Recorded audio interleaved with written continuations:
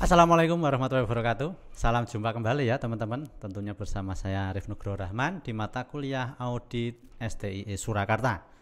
Oke, kali ini kita masuki pertemuan yang ke-11 ya, di mana pertemuan yang 11 ini kita akan membahas mengenai pendanaan ya. Jadi bagaimana kita melakukan audit terhadap sebuah siklus pendanaan. Nah, pendanaan ini berarti kan terkait dengan nanti muaranya tetap kas, di mana kas itu pendanaan masuk atau pendanaan keluar seperti itu. Nah, jadi berbicara mengenai pendanaan ya, siklus pendanaan ini siklus transaksi terkait dengan pendanaan yang sifatnya jangka panjang, berarti lebih dari 1 tahun ya teman-teman ya. Seperti misalnya utang ya, utang bank jangka panjang. Nah, jangka panjang itu lebih dari 1 tahun. Kemudian surat utang. Nah, atau obligasi yang jangkanya memang dia lebih dari 1 tahun, atau mungkin saham ya, menerbitkan saham yang jangkanya juga lebih dari 1 tahun. Nah, berbicara mengenai saham ini nanti kan berarti perusahaan itu memperoleh dana tapi dengan cara menjual saham seperti itu.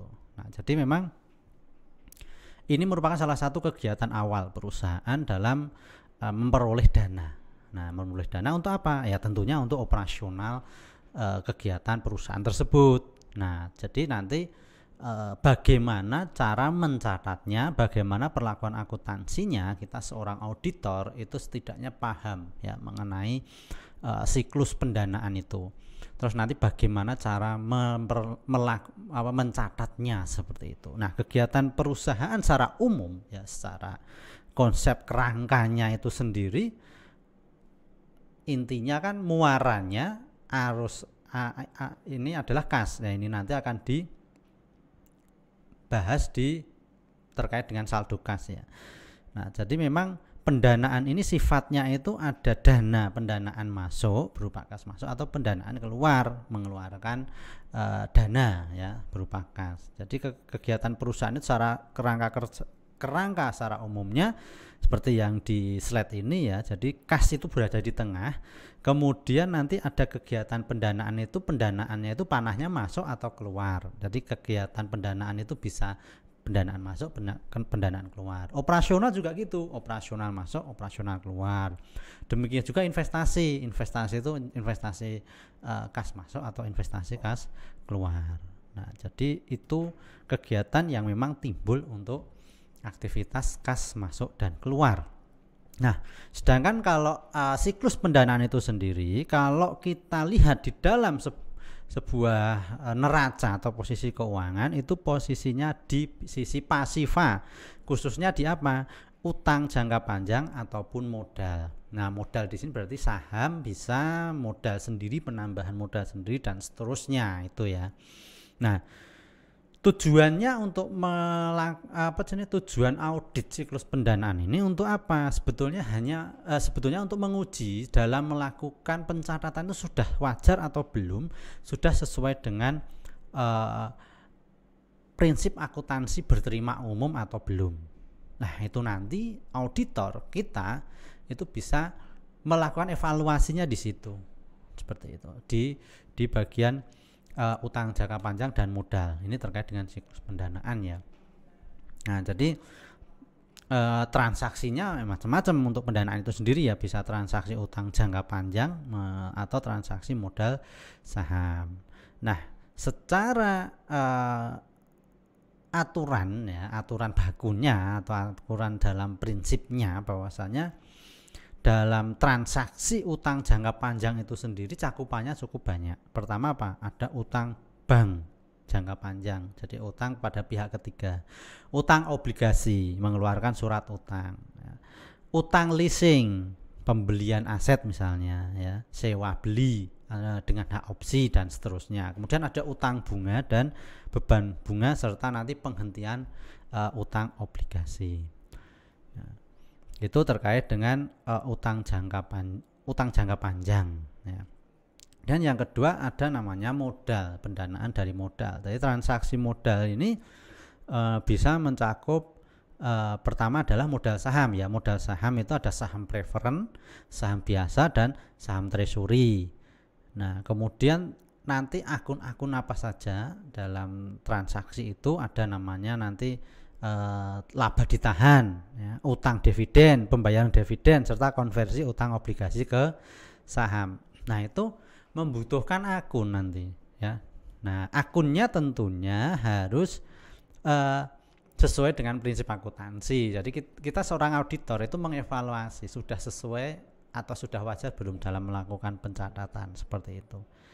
Nah, jadi untuk akun-akun untuk siklus pendanaan itu sendiri yang terkait itu ya pertama ada utang bank jangka panjang, ya, utang obligasi, beban bunga, utang bunga, serta premi atau diskonto obligasi. Ini ketika terjadi transaksi obligasi, ya, itu nanti akan muncul namanya premium atau diskonto. Kemudian yang kedua ada utang leasing, modal saham, saham treasury, agio saham atau disagio saham, serta utang dividen dan laba ditahan. Untuk agio saham ini berarti kan transaksi terkait dengan jual beli sahamnya, nanti ya muncul namanya agio dan disagio saham.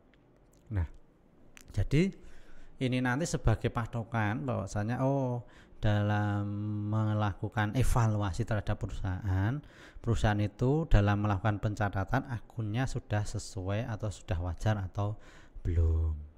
Nah, tentunya komponen pengujian dalam siklus pendanaan itu tetap nanti adalah prinsip akuntansi berterima umum dasarnya. Ya, cakupan kerangka kerjanya itu meliputi apa dalam melakukan pengujian eksistensi, ya, keterjadian, kelengkapan, hak dan kewajiban, penilaian atau alokasi, serta penyajian dan pengungkapan. Ini terkait dengan komponen pengujian. Nah, jadi ini seorang auditor itu akan melakukan merancang bahwasanya dalam menjalankan prosedur audit, ya, itu kerangkanya mengacu pada 5 komponen asersi manajemen tersebut, ya, eksistensi, kelengkapan, hak dan kewajiban, penilaian atau alokasi, serta penyajian dan pengungkapan, seperti itu. Nah, kemudian untuk kriteria-kriteria kewajaran sebuah akun, ya, bahwasanya yang pertama akun itu dikatakan wajar jika sesuai dengan bukti pendukung. Jadi buktinya ada, akunnya standar sesuai dengan PSAK, dan nanti dokumennya juga lengkap, ya. Nah, dokumen pendukung, bukti pendukung itu ya macam-macam, bisa melalui konfirmasi, bisa melalui bukti-bukti dokumen transaksi, dan lain-lainnya seperti memo dan seterusnya itu. Nah, jadi berbicara mengenai siklus pendanaan atau mengaudit siklus pendanaan, tentunya ada risiko-risiko yang akan muncul, yaitu apa? Yang pertama ada risiko bawaan, dan yang kedua risiko pengendalian. Nah, risiko bawaan itu risiko yang memang muncul terkait dengan sistem pengendalian internal, atau yang risiko yang muncul karena sistem pengendalian internal. Sedangkan kalau risiko pengendalian itu karena faktor kelemahan dari sistem pengendalian internal. Karena kalau resiko bawaan itu resiko yang tidak terkait dengan sistem pengendalian internal, sedangkan kalau resiko pengendalian itu terjadi karena memang lemahnya sistem pengendalian internal. Jadi saya ralat ya tadi seperti itu. Nah, ada sedikit ralatnya tadi, resiko bawaan dan resiko pengendalian, ya. Kalau resiko saya tekankan lagi, resiko pengendalian itu resiko kesalahan saji yang tidak terkait dengan sistem pengendalian internal. Sedangkan kalau resiko pengendalian internal, resiko pengendalian itu resiko yang muncul karena memang sudah ada pengendalian internal tapi ada kelemahannya. Nah, kemudian dari sisi auditor itu sendiri tentunya dipengaruhi oleh beberapa resiko-resiko atau resiko salah saji itu dipengaruhi dari beberapa macam. Yang pertama ada resiko analitis, ya, resiko kegagalan mendeteksi, resiko deteksi, resiko kegagalan dalam mendeteksi salah saji, atau resiko audit, resiko yang muncul karena menyimpulkan atau kesimpulan yang salah, menyimpulkan yang salah, seperti itu. Nah, itu terkait dengan kesalahan-kesalahan yang dilakukan dari atau kesalahan-kesalahan salah saji yang muncul ketika melakukan audit, ya, atau mungkin kesalahan tidak sengaja dan kesalahan yang disengaja, terjadi kecurangan dan seterusnya. Nah, terus kemudian apa yang dilakukan auditor ketika untuk meminimalisir risiko-risiko itu? Yang pertama adalah memahami dulu karakteristik transaksi pendanaan, kerangka kerjanya tadi ya, yang sudah dijelaskan di depan ya. Memahami dan menguji SPI pendanaan dari perusahaan tersebut dan melakukan pengujian substantif terhadap transaksi pendanaan.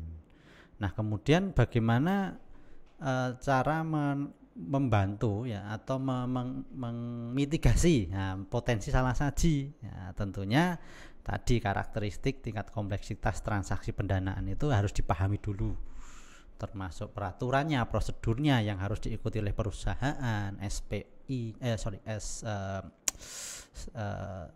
SOP-nya perusahaan ya. Kemudian memahami dan menguji keandalan sistem pengendalian transaksi pendanaan.